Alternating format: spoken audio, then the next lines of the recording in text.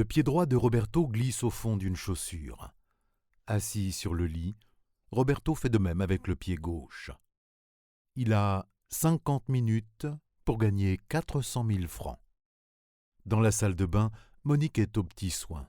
Gommage, masque purifiant, crème capillaire, épilation des sourcils et massage au grand crin.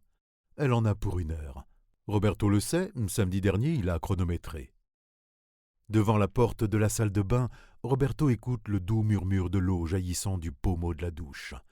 À pas feutrés, il vient saisir son pardessus suspendu au porte-manteau du couloir d'entrée et quitte l'appartement.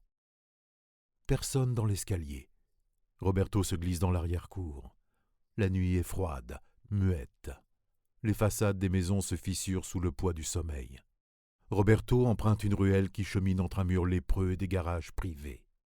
Il longe la rue du Grand Verger sur une vingtaine de mètres, puis s'engouffre dans une cour bordée de palissades.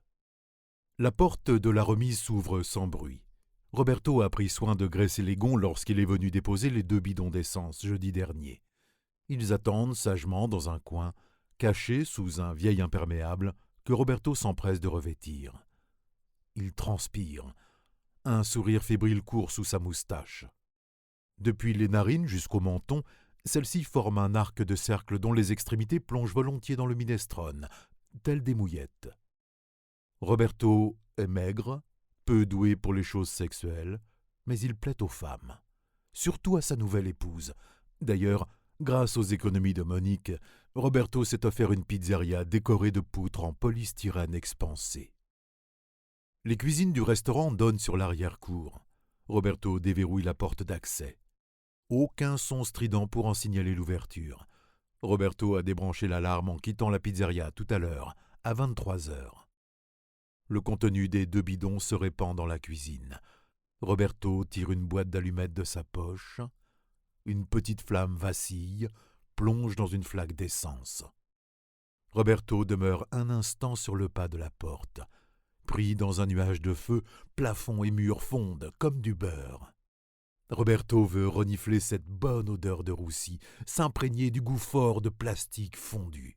Ça sent l'argent, la grosse indemnité d'assurance, 400 000 francs tout chaud. À minuit 10, les brigadiers Claudin et Boulard se présentent au domicile de monsieur et madame Danza. Roberto, qui ronfle depuis 5 minutes, quitte à regret la couette douillette. Monique, elle, est toujours sous la douche. Dans le salon, Roberto écoute le rapport des brigadiers d'une oreille distraite. Incendie foudroyant, tout a brûlé. Le brigadier Claudien se penche sur son petit carnet. D'après les premières constatations, on pense qu'il s'agit d'un incendie volontaire, monsieur Danza. Roberto entend un faible murmure qui lui parvient de la salle de bain. L'eau ruisselle doucement contre le rideau de douche. Roberto jubile. Il pense à son alibi. Pour une fois que Monique lui serra quelque chose. C'est pas tout, monsieur Danza.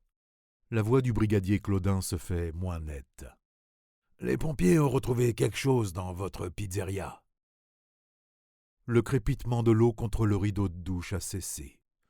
Assis sur le panier de linge sale, Roberto regarde la chemise de nuit bleu ciel de sa femme posée sur le tabouret de la salle de bain.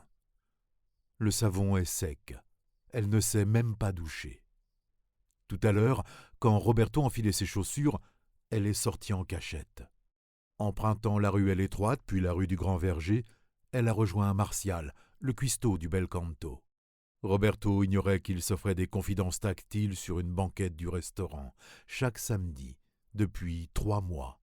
« On doit vous demander de nous accompagner pour identifier les corps. » Le brigadier Claudin soupire. « C'est pas beau à voir, monsieur Danza. » Homicide volontaire avec préméditation. Roberto fut arrêté par la brigade de gendarmerie de la commune de Famec, le lendemain du sinistre. À défaut d'un petit pécule, Roberto Danza toucha le maximum, 30 ans de prison ferme.